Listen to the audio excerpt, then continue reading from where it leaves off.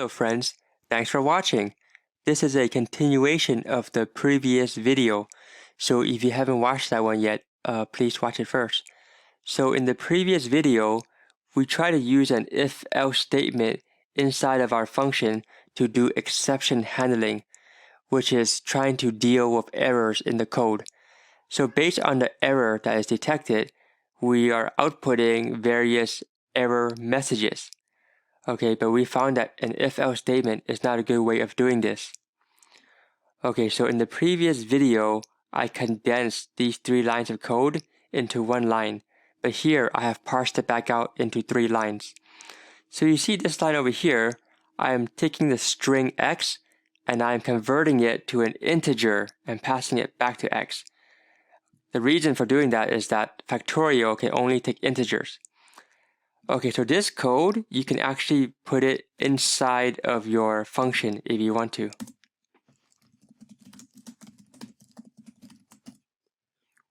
Okay, so let's run the code.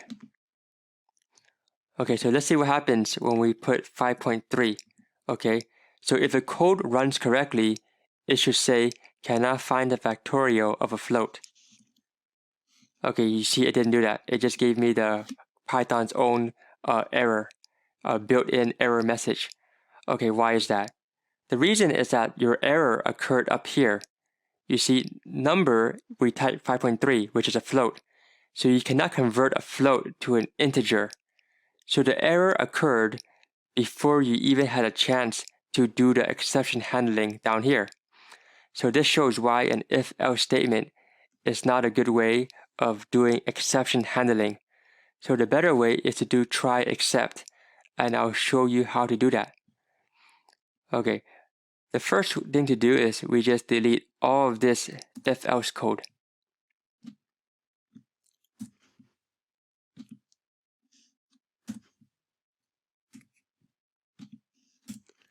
Okay, so this is the code that we are actually trying to run. So what you do is you type in try.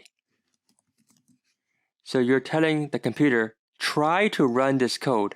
Okay, but if you run it and there's an error, then please tell me what kind of error occurred. Okay, so that is except. Okay, so this is where Python tells you what errors you had. So Python has built-in exceptions that it can recognize. So one of the exceptions that it can recognize is called ValueError. So a value error occurs when you have a type mismatch. Okay, that's what occurred up here. So if we typed in a float, so let's say I typed in 5.3, that's a float. Here you're expecting an integer. So here you have a type mismatch. Okay, so when that occurs, we can print out a custom error message.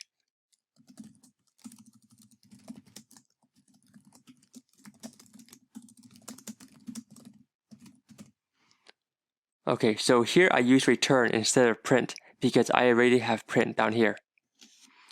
So another kind of exception or error that Python can recognize is the ZeroDivisionError error, which is when you are trying to divide by 0.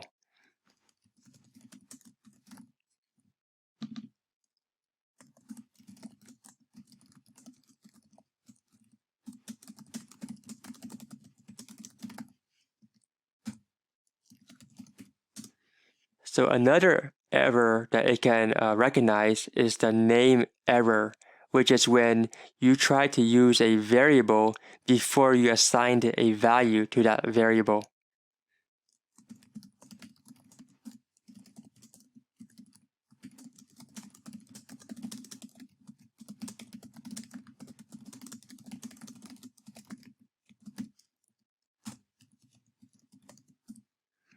So there are other errors that Python can recognize, such as memory errors and things like that.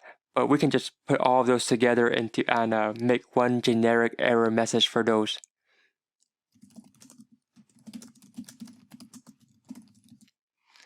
Okay, so let's try to run our code now and see if Python can pick up on the error. Or rather, if our code can pick up on the error. So 5.3.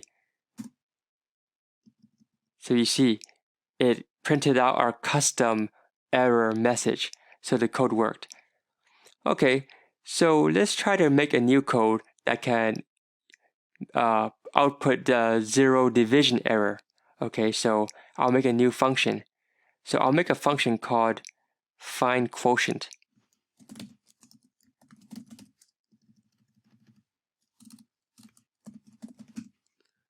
Okay, so find quotient will take the first number, num1, and divide it by the second number, num2, and give you the quotient.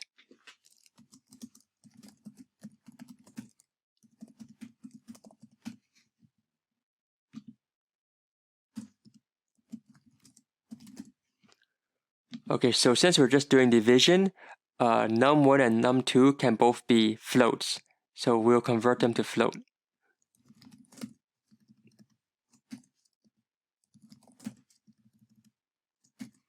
So this means that the user can type in 5 or 5.3 or any other number.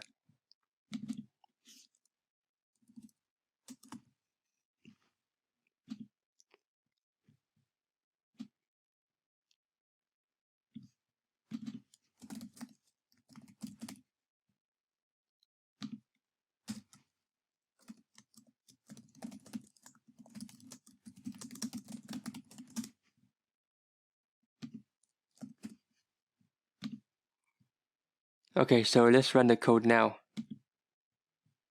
Okay, so we'll do 20.5, for example, and we'll divide it by 3. Okay, so we get 6. So, okay, so that is the right quotient. Okay, so what happens if we try to divide by 0? So enter integer, let's say 20, and we divide by 0. So you see, we were able to print out the custom error message for division by 0. Okay, so we will try to get the last error, which is NameError. Okay, so NameError is easy to get. What we can do is just replace the X with a W. You see, we never defined the W, so we should get the error that we are using a variable that basically we did not define yet. So we'll run it. Okay, we'll still put 20, and we'll put 3. So now we get the right error message. Okay, so you see, try except does not prevent errors. All it does is, once an error occurs, it's able to print out a custom error message to the user. So this could be useful if the user is not an experienced person, who's not experienced with the program, and they make some kind of mistake. But if you are making a program just for yourself, to do your own research or calculations, then this custom error message is not that useful for you because you wrote the program, so you probably already understand what error occurred. So personally, I don't use try except very often, but if you want to make your program more robust, you can do it if you want to. Okay, everyone, so that's it for this video. I hope you liked it. If so, please like, comment, and subscribe, and I'll see you in the next video. Thank you.